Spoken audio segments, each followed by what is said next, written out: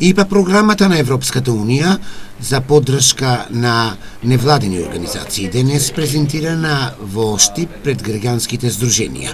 Присутен и евроамбасадорот Самуел Жбогар. Последниот повик за проекти од ИПА е со буџет од 5 милиони евра, а Фондацијата за развој на локалната заедница Штип преку ИПА реализира проект насловен како Силни организации за позитивни социјални практики. Ке трае 3 години. Всушност, овој проект е поддржан од Европската Унија во рамките на програмата на ИПА за поддршка на граѓанско општество, меѓутоа од програмската шема од минатата година. Ова сега се однесува, новиот повик за оваа година.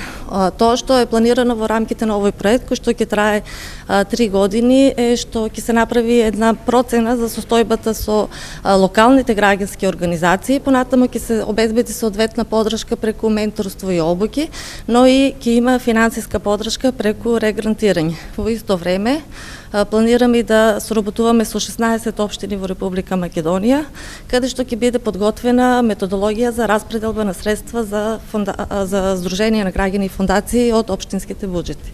Финансиската рамка за реализација на активностите од проектот Силни организации за позитивни социјални практики на Фондацијата за развој на локалната заедница преку фондовите на Европската Унија е со буџет од 300.000 евра.